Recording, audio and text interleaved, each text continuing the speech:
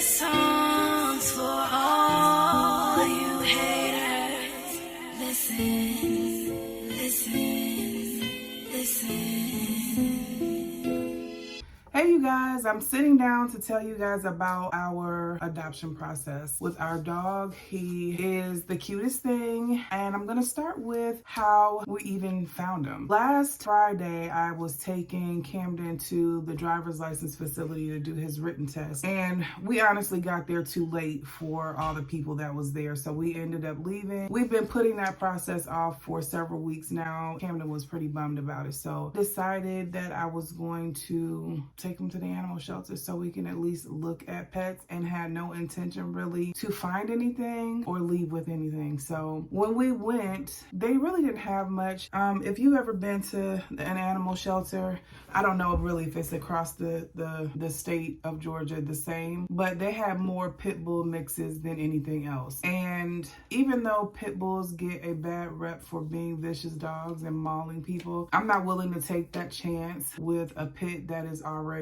an older dog, has, lived with people or been a stray. I'm just not willing to take that risk around my 3-year-old. So that was going to be out of the question. So right when we were getting ready to leave, we went down one last aisle and saw Milo. He was the cutest.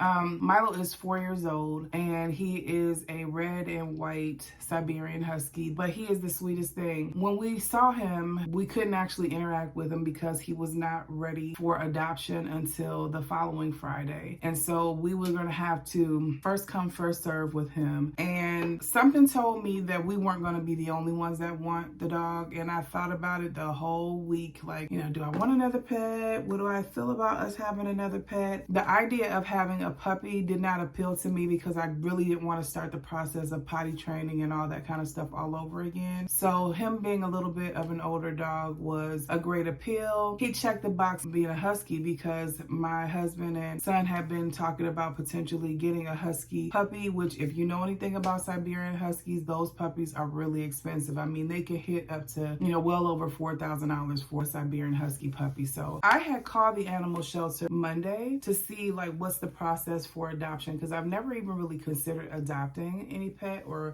getting a rescue animal. And so when I called, the lady was like, well, it's first come, first serve. And when they're dogs that are popular breeds or small dogs or like poodles and things like that, you really should be there between 4 and 6 o'clock in the morning. She said that some people actually camp out overnight for these dogs. So I was like, oh my goodness. So I hate being in competition like that. So the night before, which was this past Thursday, I really couldn't sleep well because I knew we were going to get up, go and sit out and wait for the dog at 3 o'clock, between 3 and 3:30 in the morning. I got Camden up, which he was, going to be my rollie for today. We got there probably about 3:15. There was no one out there. We decided to go to Quick Trip and get a few snacks or whatever while we wait. And so we got there and we waited, and there wasn't anyone there. I had to use the bathroom a couple of times, so we actually rode to a nearby gas station a few times for us to use the bathroom. And the last time we rode off, it was probably about 5:45-ish. And when we got back and was sitting there for a minute, a guy pulled up next to us. Camden decided to roll the window down and try to get his attention to ask him, if he mind telling us what dog he was waiting for. And the guy was like, I'm waiting for Milo. And I'm like, we are here for Milo.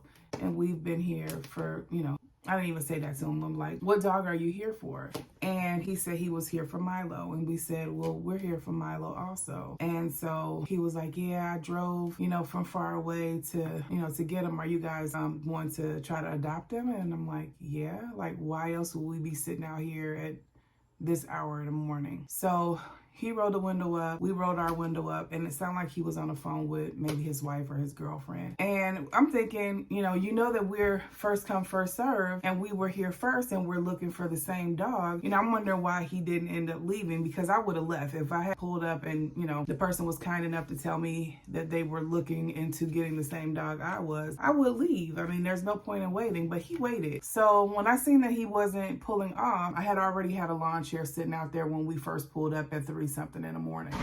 And so when he saw me walk up to a lawn chair that was already out there, it was, more proof that we had already been there. And so I just sat down. I had like a little cozy warm blanket, throw blanket that I was wrapped up in because it was rather chilly. And he got out and he stood behind me like to wait in line. So he waited, and when he walked up, I was like, it's kind of jacked up the way that they have this process, because first come first serve is fair. But in a way, it's really awkward, because if you happen to be the first person there and you're waiting on a dog that you've probably been thinking about just like we were, it's kind of a jacked up, system. I wish they had a better way of working that system where it's, not as awkward and not as time consuming as actually camping out. So we waited. Camden got out. He stood next to me or whatever, because he was like, wasn't really feeling the guy's vibe too much. So he wanted to make sure that I wasn't, by myself. And so I had to use the bathroom again. I don't know what it is with me, but I can drink one thing and use the bathroom 15 times. So I had to use the bathroom again. I was holding it. By this point, it was about 6:30 or so. So Cameron was like, go to the bathroom, Mom. I'll stay here. So he waited. I went to the gas station to use it. It really didn't take me long at all. It was kind of in and out, and the gas station wasn't far at all. So by the time I pulled back up, there was a woman out there. At first, I thought she pulled up as a whole separate, person waiting for the animal shelter to open up. What the process was for them opening up is they start adoption process at 11 a.m. but they open at 8:30 a.m. and in order for you to kind of hold that pet, you had to be there right when they opened to sign your name. So that was why we were there so early. And when I started walking back up to my seat, Camden was texting me like, that's his girlfriend or his wife, and she'd been like huffing and puffing and everything. So I sat back down, and I'm letting them know we're not leaving, we're not planning on leaving. Before she even pulled up the conversation that he and I had when I said, the process is kind of crazy that you're having to kind of compete with other people for the same dog if they happen to not pull up at the same time as you in waiting. So he was like, yeah, it is crazy. I have been looking for a Husky that color, and we recently had a Husky that passed, and he gave me this whole violin song and dance, and me and Camden looking at each other like, okay, cry me a river.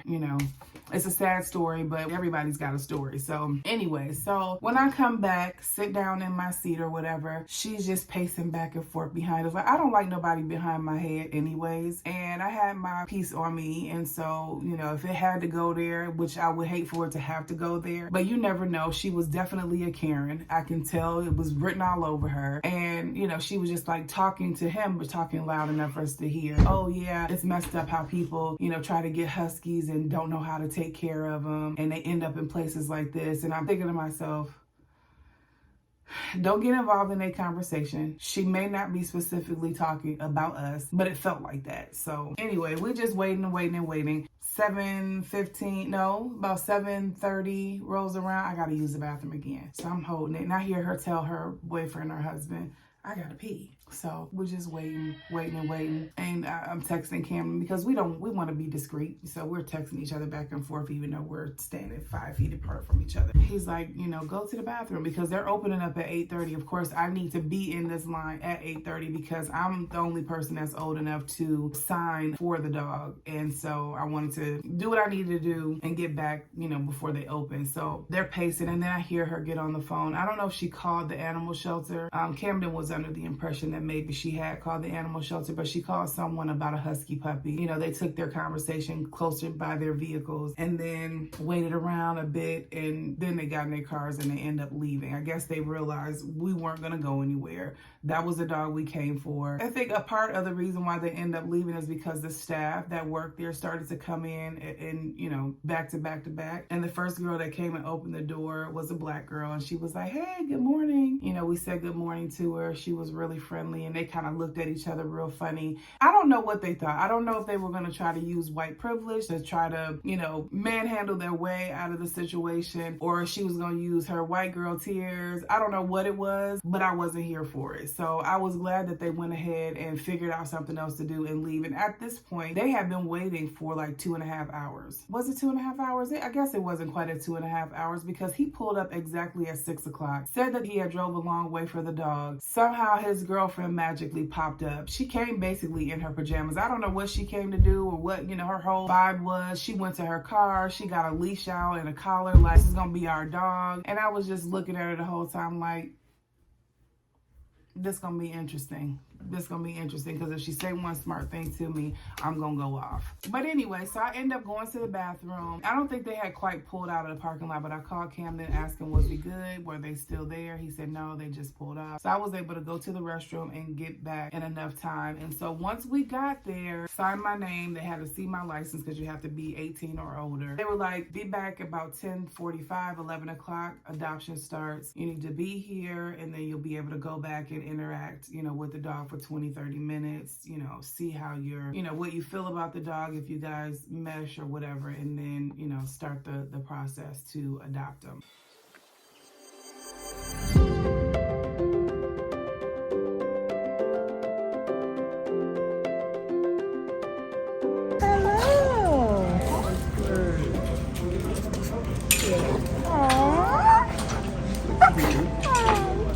We stayed 3 for you. I'm so glad he's happy.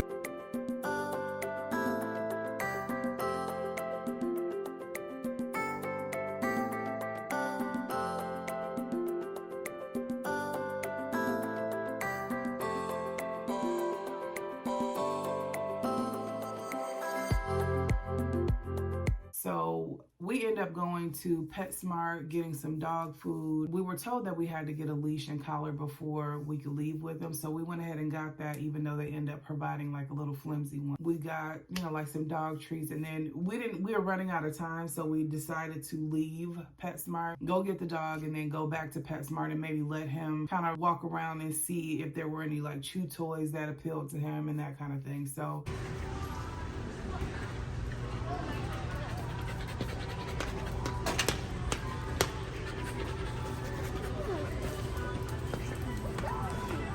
but once we got there, he was so adorable. He ran right up to Camden, jumped on him. They, had their little moment. He was good with Caden. He smelled him. He didn't, he wasn't nipping. He wasn't doing any of the things that the lady said to look out for. So it kind of was a pleasant surprise that he got along really well, especially with my little one. So we got Milo, and he is a good addition to the family. He is friendly. He's a sweetheart. He, my oldest son, Christopher, and my husband, they weren't home when we brought him. So I wanted to see what his interaction was with them when they did get to meet him, and it was fine. He acted the same way he did when he met with us. And so at the end of the day, I'm happy that, we ended up going through that process. And we were fortunate to be able to find a Husky, the same color Husky that we were interested in, but just not a puppy. And it only cost us $45 to adopt him. So he came with, shots, his rabies shots. He's neutered, so he can't have, any puppies, which is fine. Our close friend has a 4-year-old Siberian Husky as well, who's pretty similar in color. Her coat is darker, brown and white, and she is so adorable too. I wish they could have puppies, but they got her spayed when she was younger. So they can be puppy best friends. They haven't met yet, so hopefully we'll be able to take them out and walk them or go hike with them. We've been planning to go hiking, and now the weather is, starting to be a little bit better. Maybe we'll make that happen. But that is what our process was. I was so glad I didn't end up having to mollywop that girl, because her pacing and like huffing and under her breath was pissing me off. So I'm glad it didn't end up getting physical and she didn't actually say anything to me. I could see her staring a hole into the back of our heads because we were by the glass of the front door, and I could see her reflection. She was staring at us the whole time. I'm like, what is her deal? But people are crazy these days, and I'm the kind of person that won't start any trouble, but I ain't gonna back down from none. And I'm glad it didn't have to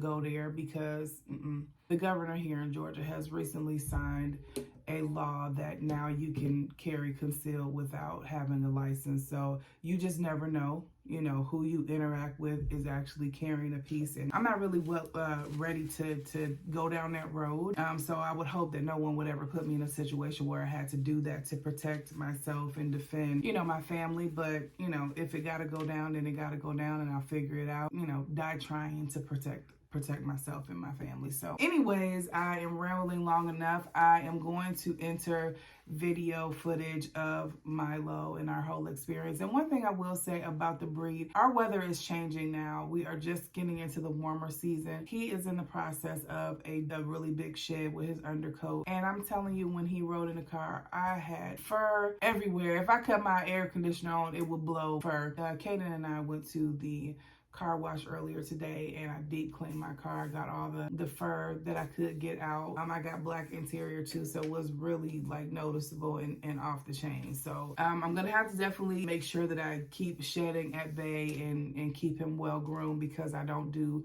dog fur all over the place. I don't do dogs in the kitchen type of stuff. So I am going to make sure that we, you know, stay on top of his grooming and maintenance in that way, because that's the only thing I can say that's kind of challenging so far with him, is getting the shedding at bay. And so we are going to have him groomed, or try to bathe him at a place that does like self-wash, and see how that goes. But that's it, you guys. Milo is officially a part of the family. We have been playing with his name. They have been calling him Milo, and apparently he had gotten out and had been astray with them last year as well. They say that Huskies are escape artists, and I guess the last owner that had him decided not to pick him up a second time. I don't know, you know, what their backstory is, so I can't really say if a, you know, situation that caused them to not want to go, if it was the fact that he ran off, if they just were at a point where they couldn't care for him. Not sure what it was, but he has been so good for us so far, and this is really just day 2. So I think if we were going to see any major issues like biting and, you know, using a bathroom in the house and things like that, we will be seeing it within this first week or so. So we're still learning him. He's still learning us. But that is all, you guys. Thank you so much for watching. If you have any comments, any suggestions, know anything about Siberian Huskies that you can fill me in on, please feel free to leave it in the comment section below. And like always, be blessed. What can you do? He can't do very much. Mom, just let him explore the house and stop being rude to the dog. Oh, he can explore, but he need to know his boundaries, right? Mom, you can't mess with a dog that's trying to explore the house. Oh my Stop. goodness. Stop. Stop, you meanie. Whatever.